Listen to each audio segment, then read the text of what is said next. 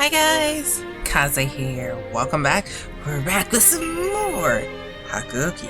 Of course, we've upgraded. We're now Kyoto Winds. Oh goodness, so we have like, oh god, I don't even know how many guys there are now. Let me think. Let me count the ways. We have Kazama, Chikage, Sakamoto, Ryouma, Souma Kazue, Ibe, Hachirou, Nagakura Shinpachi,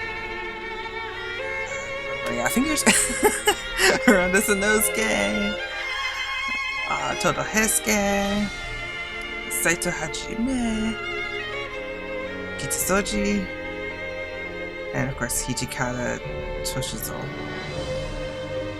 Really? 9? Or I'm horribly off count. I think that's 9.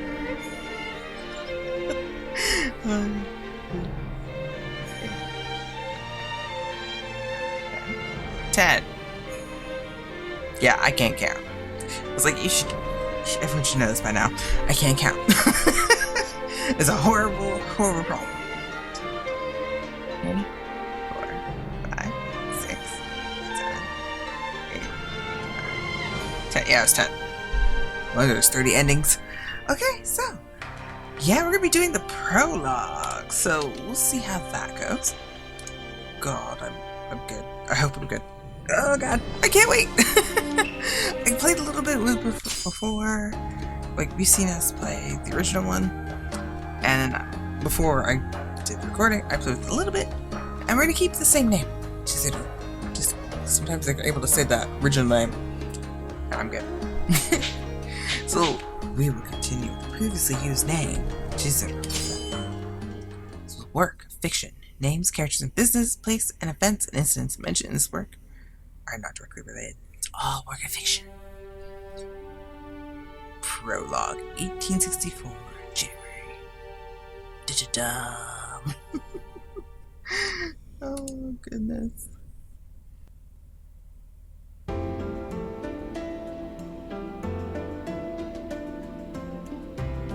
So, this is Kyoto. It was awfully impressive, no denying it. Even simple hellos between people passing in the street seemed warm and friendly. They nodded and smiled to one another, as if family and not strangers about on errands. Still, there was something else as well. Something making the city feel strangely cold. Almost as though there was a great invisible wall shutting out anyone wandering from the country. I'm not sure if I belong here. No, that's all in my head. I walked quite some distance to reach Kyoto, and both my mind and body were exhausted. Even so, tiredness was no reason to meander and feel sorry for myself. I couldn't afford to. Excuse me. I hesitantly stopped a passerby. I'm sorry. I seem to be a bit lost. Could you? What am I supposed to do now? I was lost again, but in a different sort of way. I sighed and looked up at the darkening sky. The sun was beginning to set. People I'd spoken to showed me no unkindness, and they gave me directions I needed. But was I now really the best time to leave the city? Learning the person I had hoped to visit had left town caused hope to seep from my crumbling resolve. The only person, besides father, I could rely on in the city, who I could rely on, Dr. Matsumoto. I said rely a lot. Oh hey, there's Daddy. A Dutch-educated doctor in service of the shogunate and the father of the protagonist. He has been missing since shortly after his arrival in Kyoto. And Ryoji Matsumoto, a respected doctor working for the Tokugawa shogunate. It's cool because there's pictures of him and I'm stroking the screen. Alrighty then. Dr. Matsumoto was a doctor serving the shogunate, a military government run by samurai. In this game, it refers to the Tokugawa shogunate. Okay. I'd never met him myself, but Father put a great deal of trust in the man. He had told me that if I ran into any trouble in his absence, I was to contact Dr. Matsumoto. Unfortunately, Dr. Matsumoto was out on business and would not return for some time. Was I too hasty? Perhaps I should have waited. It is indeed rude to visit without warning, which is why I sent a letter prior to my arrival. But it seems he left before reading my letter. Perhaps I thought I should have waited for a reply before traveling to an unfamiliar city. But I can no longer spend time waiting idly for news. Chizuru. Hi. See, he will say your name. But this is different compared to the other one because it wasn't black and white. Who's Chizuru? The main character of the story. She travels to Kyoto in search of her father, as she consequently finds herself involved with this Shinsengumi. If you didn't know that, spoiler. Sorry. Is something wrong, Father? He paused for a moment and looked at me. 実はな、しばらくの間、京の都へ行くことになった。It seems I must depart for the city of Kyoto. Is it for business again? He had left the house often during that period, sometimes for days at a time. How long will you be gone? それはわからん。一月になるか、二月になるか。I'm afraid I can't say. A month, perhaps. Maybe two. Oh. There was no hiding my disappointment. Nonetheless, I wasn't a child anymore. I couldn't beg him not to go, or some other foolishness. Yes, I'd be lonely, but I was much more worried for him. Please, Father, be careful. They say that the city of Kyoto is dangerous. He only smiled and nodded. 安心しなさい。You needn't fret. お前が心配しないように、今日にいる間はできる限り手紙を書くよ。I'll be sure to send you letters often, so that you have no need to worry. Okay, you promise? Father kept his promise. A new letter arrived so often I scarcely had the time to respond before another would arrive. He told me that he worried about me being home all by myself. Then the letter stopped. A whole month passed with no word. Father, they say Kyoto is full of ronin, samurai who have left their master or who have been stripped of their privileges. It is also refers to a samurai who does not have a master to serve, like Renny Kenshin. It is not a safe place. Usually, a samurai is paid by their house, but the domain or clan that a samurai serves, it can be also used after a fashion to refer to a specific person a samurai serves. Ronin who report to no house often rob people in order to make ends meet. They're nothing more than violent criminals who hide behind the image of the samurai. Such is the state of the city of Kyoto, the city of Ronin. Small wonder then that I worried for my father. My mind would concoct horrible possibilities, and I often found myself depressed and tense. First, I need to find a place to stay. Lost in thought, I didn't notice nightfall descend. If I was honest with myself, I had the faintest idea of how long searching for him would take. I had brought a negligible sum of money with me, enough to last me a month, if used wisely. Finding father in this window of time was a must. Otherwise, I would have to depend on Dr. Matsumoto returning in this time, or else I'd be forced to return home without a word. Well, at any rate, I should try and be as frugal as possible. lengthened my stride, and set off on my path. Fortunately for me, men's clothing assisted with keeping a quicker pace than women's. Kyoto presented many dangers to a young girl hoping to explore the city without direction. My disguise, such as it was, proved successful, and I'd safely made it all the way to Kyoto. Such success went to my head and led me to believe I could explore Kyoto as I pleased. But Kyoto was not a safe place, and I should have remembered that. Instead, I had somehow convinced myself that the city's hidden dangers didn't apply to me. Hey, kid. I was about to discover otherwise. I spun around. In the street in front of me were 3 Ronin. Can I help you? I did my best to keep my voice calm and reached nonchalantly for my kodachi.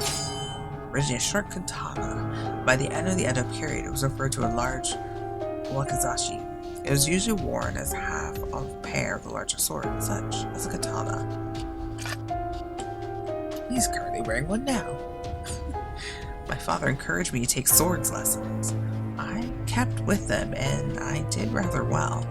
I was confident in defending myself. However, perhaps my overconfidence in myself is what served the situation at hand to me. I'd messed up and let my guard down. My fault. There was a chance I could take them on, but there were 3 of them and 1 of me.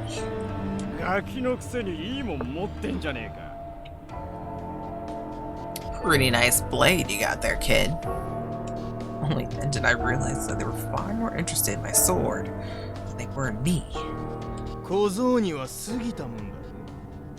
Looks a bit much for a pup like this, right?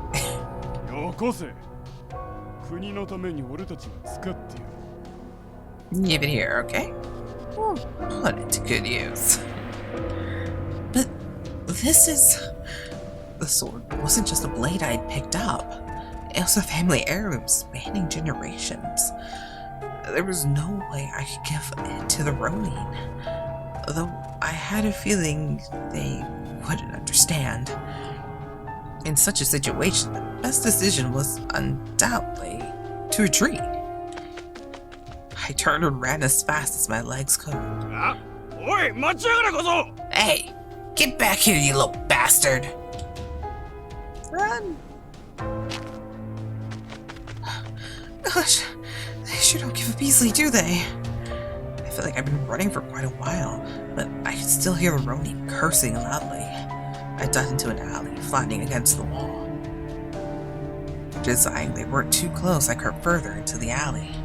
Someone left a couple sheets of wood leaning against one of the houses, a perfect hiding spot.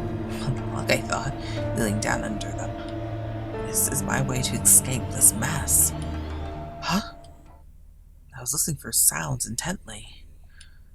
A suspicious calm entered my mind. I expected to hear the Ronin yelling to each other, looking for me, but seconds turned into minutes.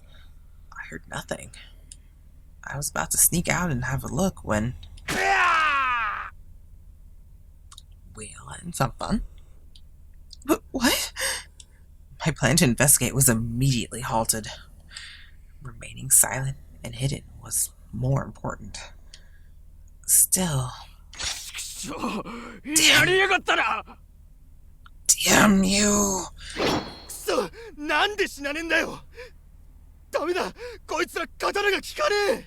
What is this? Why won't you die? Damn it, we gotta get out of here! It was then that true fear began to set in. There was something dangerous out there. Something quite possibly lethal. My imagination conjured up no shortage of gruesome theories. Even so, I could feel an itch of curiosity. I wanted to know what was out there. Carefully, I peeked around the corner's edge. The cold reflection of the moonlight upon a blade glared at me, and my eyes followed it to the arm that held it, clad in a coat of light blue. Had this person saved me? But no slower than it appeared, my hope vanished.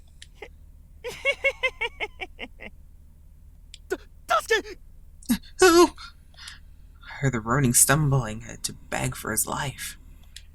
The person in the blue coat said nothing, just stepped forward, his sword raised.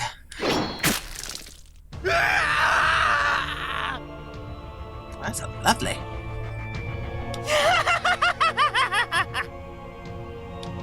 A high, shrieking laugh cut the man's scream. Well, I made that a little bit more bloody since the last game.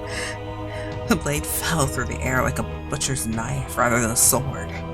No skill, just death. The scream turned wet, caught, and disappeared like air leaving half-empty bellows. My eyes went wide. I just witnessed a murder. Any strength I received vanished quickly. My legs gave way and I crumpled to the ground. My eyes widened like busted shells.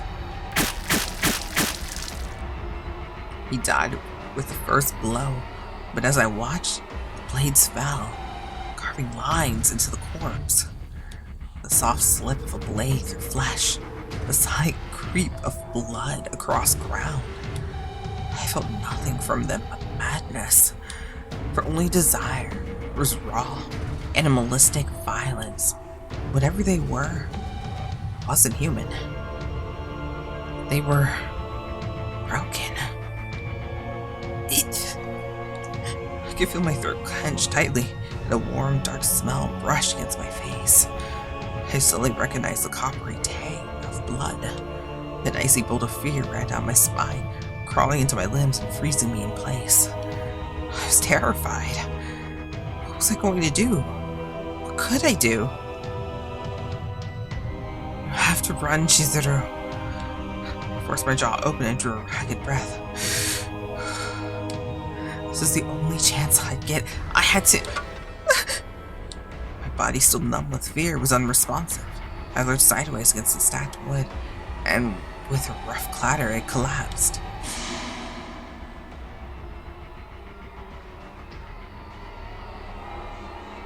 Oh yeah, that got all kinds of different... The creature turned, coats drenched in blood. Yeah, I have to go with it. It's definitely drenched in blood. I mean, without me in the way. Yeah.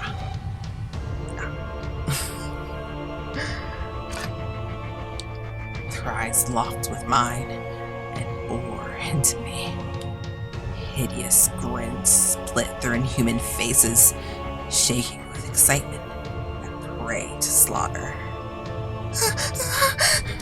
I had to run. I couldn't die yet, but my legs refused to move. Her hideous, cackling laughter echoed. I was going to die. My body was frozen with terror.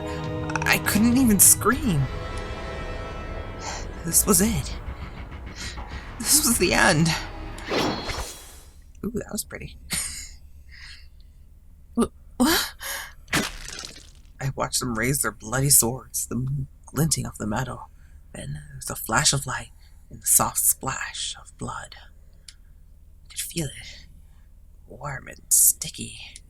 Bile began to rise in my throat, but before disgust took hold, I heard a voice.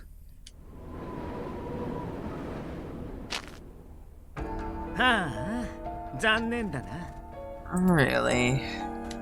The words were just disappointment, and the voice sounded happy? 僕一人で始末しちゃうつもりだったのに、はじめくん、こんな時に限って仕事が早いよね。And here I was, planning to take care of them all. Can't you have picked another day to work fast, Saito? As he spoke, the strange man smiled, almost as if he were enjoying himself. 俺は務めを果たすべく動いたまでだ。あんたと違って俺に戦闘狂の毛はない。I only did my job. Unlike you, I take no pleasure in battle. うわ、ひどい言い草だな。まるで僕が戦闘狂みたいだ。Well, that's not a very nice thing to say. He laughed. 否定はしないのか。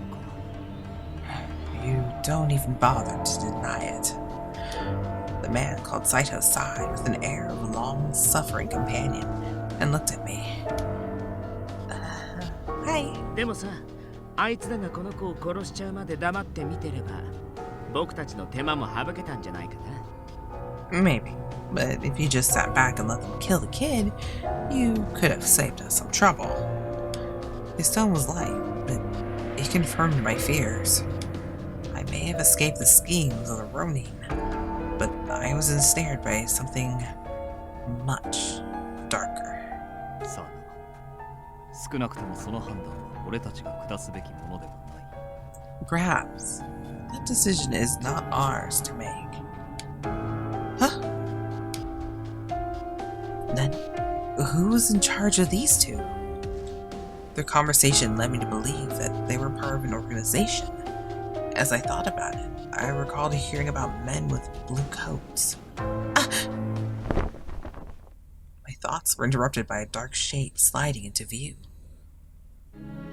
Hello?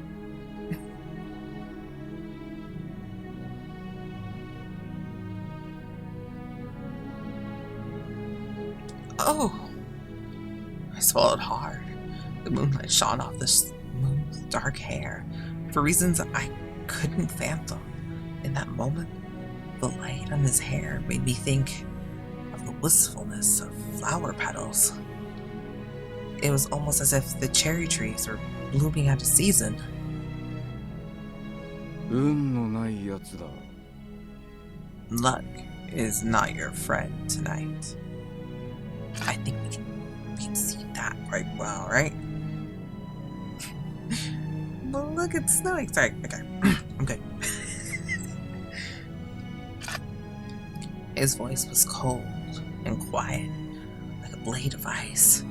Blue, white moonlight lit his slender face and shone from the blade pointed at my chest.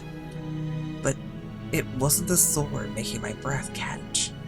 It was his eyes. They were fierce and hard. But somewhere behind them, I could catch a glimpse of something else. There could be no doubt that he was prepared to kill me, and yet he looked troubled. Not kindness, but perhaps mercy? いいか、逃げるなよ。背を向ければ切る。 Run, and I will kill you. Do you understand? I nodded. There was no doubt he meant every word he said. He stared at me for a moment, then grimaced and put his sword away, sighing. What?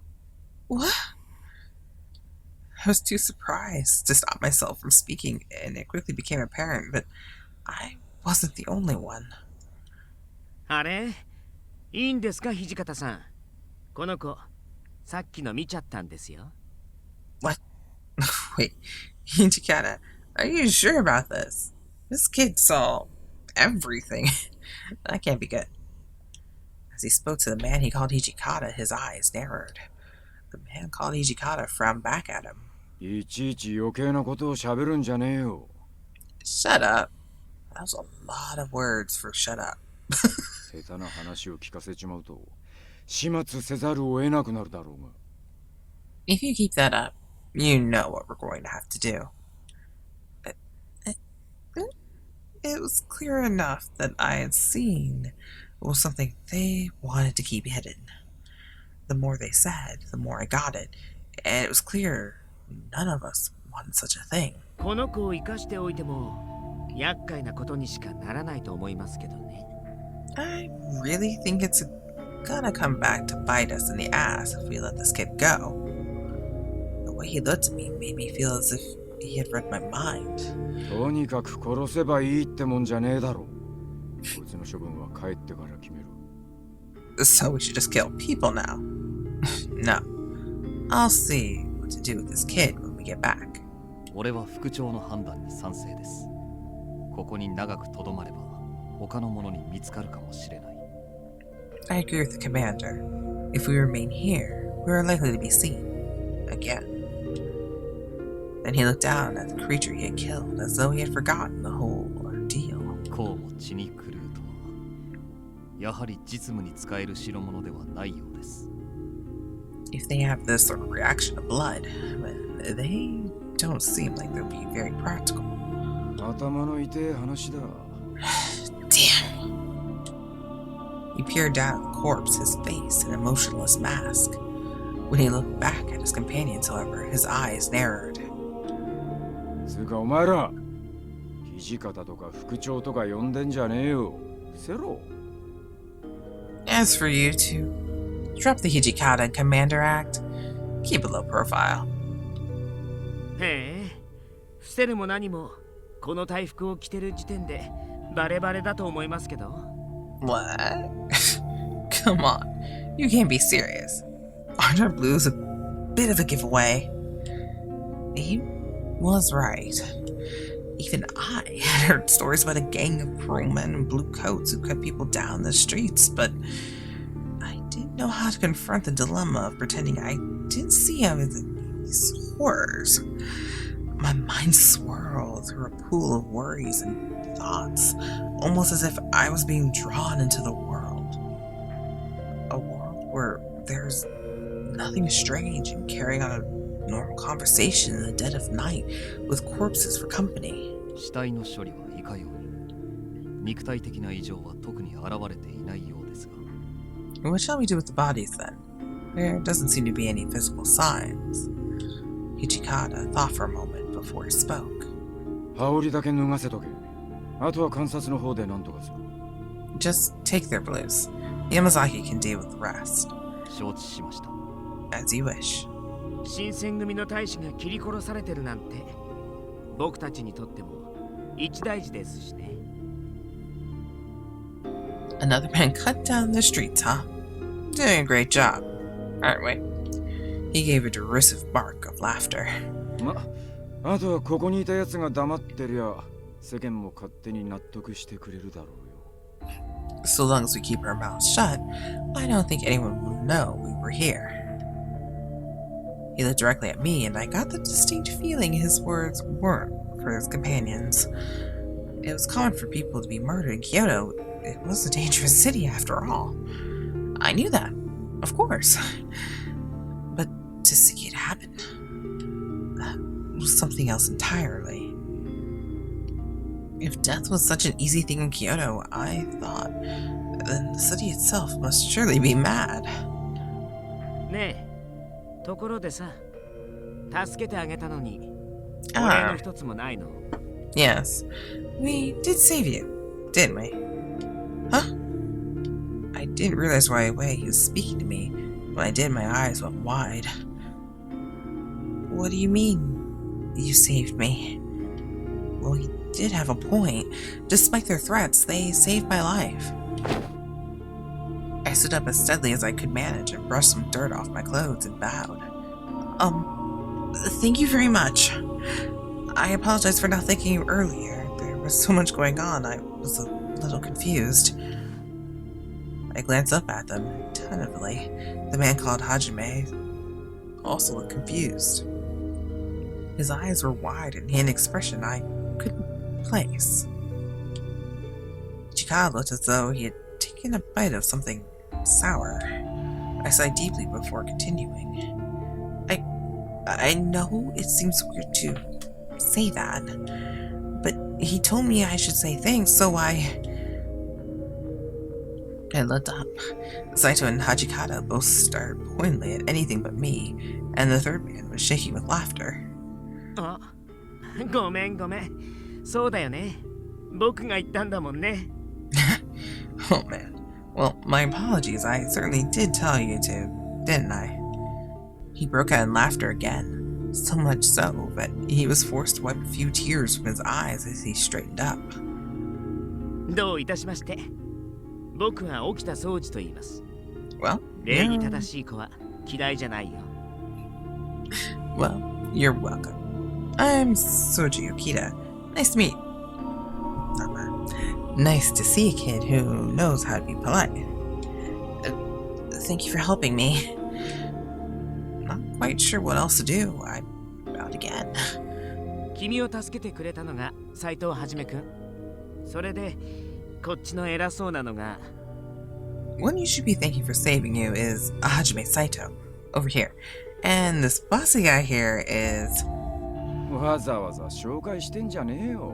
What the hell do you think you're doing, Okita?